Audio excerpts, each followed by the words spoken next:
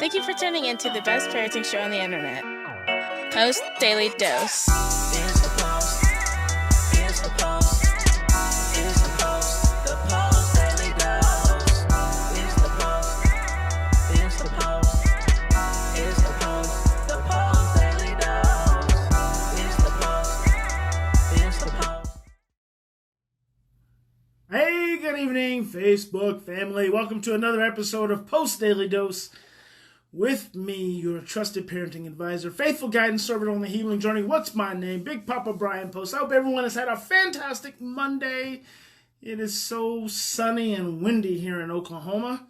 I'll take it all day long. I am a warm weather kind of dude. I cannot do very good with that cold weather. So I hope everyone else is doing well in your neck of the woods, wherever you may be. So tonight's episode, we're going to talk about nonsensical chatter. We had a question came in from Esther. So Esther, I'm going to talk about your question.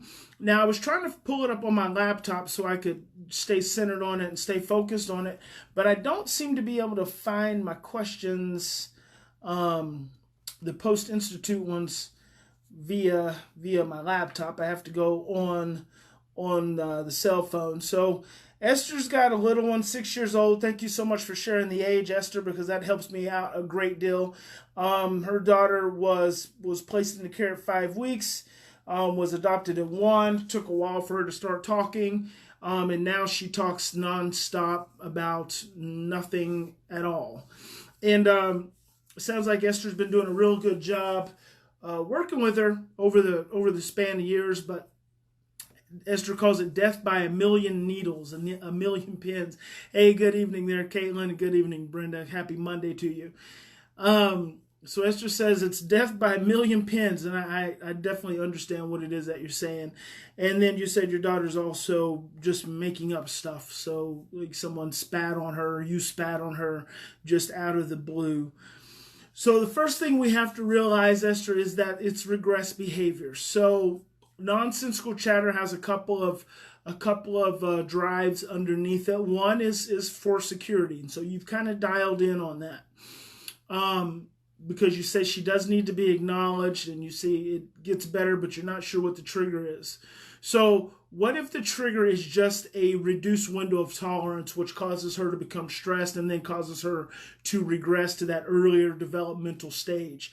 And I'm going to say, especially since you said it took her so long before she could start speaking, then we know that she's off track.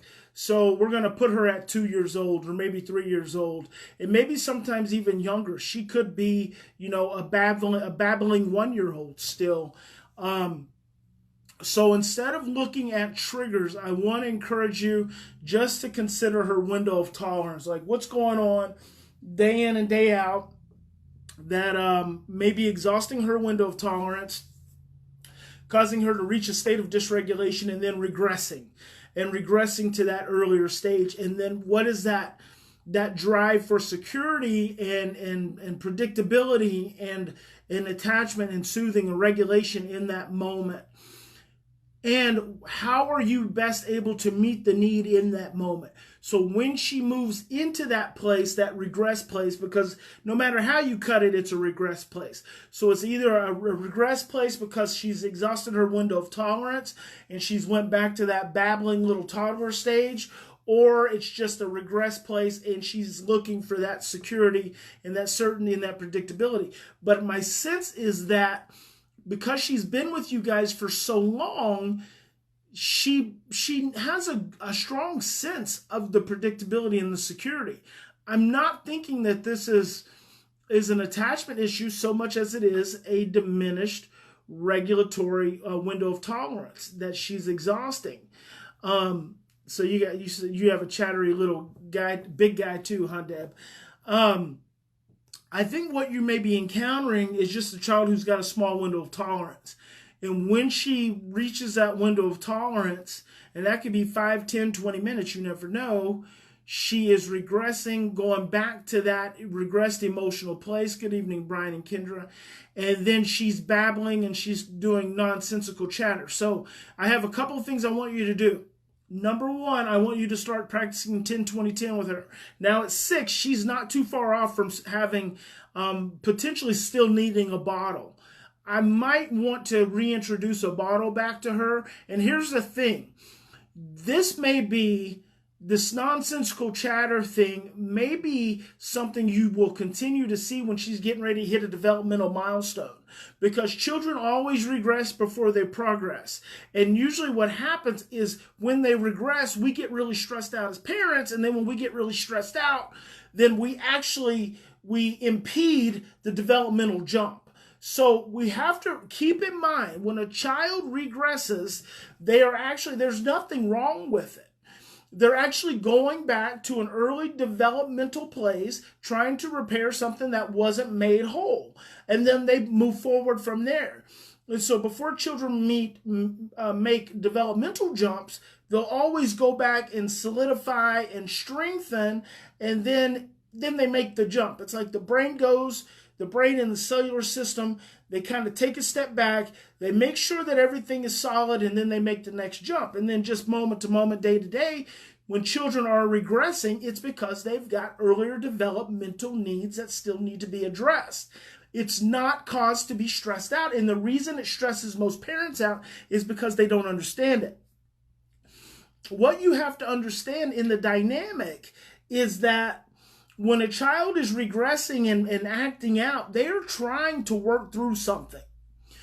So she's giving you a very predictable behavior pattern.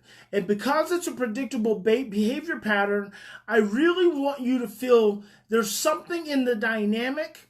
And maybe it's just because she's stressing you and you're getting scared and you're feeling like you're not doing something right or that you've missed something. But I really want you to stay focused on and dialed into the fact that she's about 2 years old when she's in that nonsensical chatter place. And so you might just ask yourself, kind of what were the circumstances in her life around that 2 to 3 year period of time? Because there could have been some kind of shift during that time that could have her still a little stuck. But you have to see the infant. She's a babbling toddler. You have to see the babbling toddler. And she may just be telling you that emotionally, developmentally, she's just not as mature as you think. She's not 6. She experienced too much trauma, a whole year in orphanage or foster care or whatever. That is a long time. So she's probably on good days emotionally about 4 years old. So when she's under stress, she's operating somewhere between 2.5, 3 years old, 2 and 3 years old, and going to be vacillating between that stage. So you've just got what gives parents the biggest amount of freedom is when they can just see it. When you can see it and you can just accept it, and then you give into it. That's the key. When you're feeling like she's like pecking you to death because of her babbling and her incessant chatter, really what that means is you're wanting her to be somewhere that she's not. You're wanting her to be somewhere that makes you feel better. She's not in that place. By you wanting her to be somewhere that she's not, you're actually moving away from her energetically and emotionally, which then triggers more of her abandonment stress or overwhelm stress and doesn't help her regulation. And then it actually creates more of the behavior that you ultimately want to try to suppress. And so I really want to encourage you, see a 2 to 3 year old, ask yourself, what is it about the babbling? What is it about the nonsensical chatter that seems to be overwhelming me? And just dig into that for a minute. And then start to reframe the nonsensical chatter as a red flag for stress. Anytime she's in that place, she's stressed. It's very simple. If she's in that place and she's stressed, the first thing you got to do is you got to check in with yourself, get present, calm yourself down, make sure you're in a regulated place, and then tend to your baby. Your baby is having a need in that moment. So I'm going to say 10-20-10. 10 minutes of quality time and attention first thing in the morning. I would probably suggest offering her a bottle because she probably will still take it. So a bottle more in the morning before she even gets out of bed. So you go lay down beside her, you hum a little song, 10 minutes, 20 minutes in the afternoon, first thing in the morning, first thing when she gets home from school or you get home from work, 20 minutes, undivided time and attention. I would offer another bottle because I think she's probably going to take it. And then 10 minutes in the evening before bedtime. Just another quality time and attention. Just being present to her, listening to her. Because you've already said that when you engage her, she'll actually change the subject.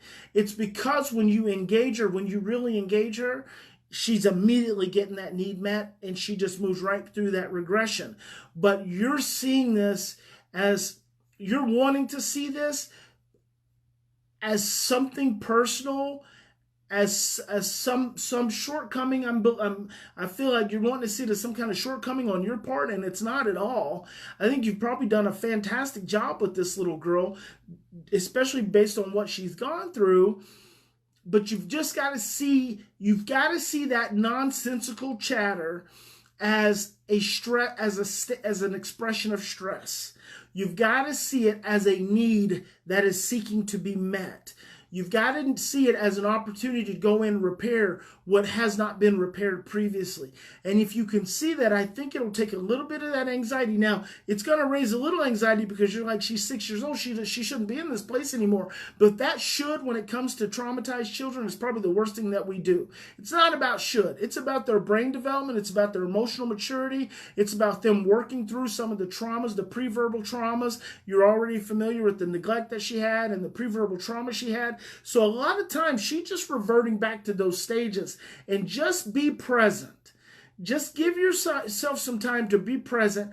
Pay attention to her exhausting her window of tolerance and then regressing, and then that's when the chatter comes out. Because guys, nonsensical chatter, it's just a state of stress. It's just a red flag that a child has met their window of tolerance, that they're feeling insecure, that they need a regulatory figure to look at them, stop what you're doing, make eye contact, look at them, smile, say, I'm here, I'm not going anywhere, you're safe. Or, yeah, you don't even have to address the chatter.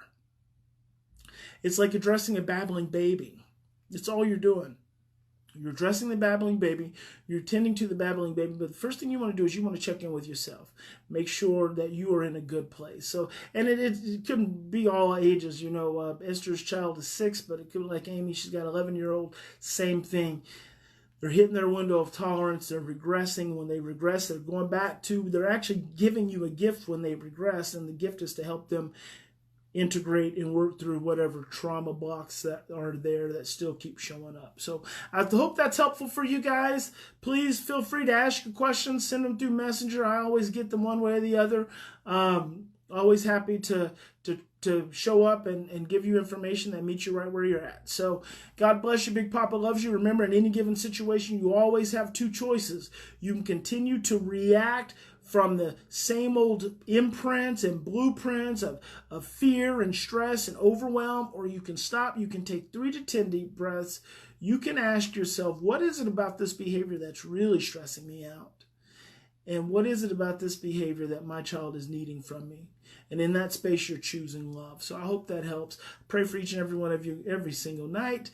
If you are a therapist and if you are a family, I'm going to be in LA from May 19th to May 31st.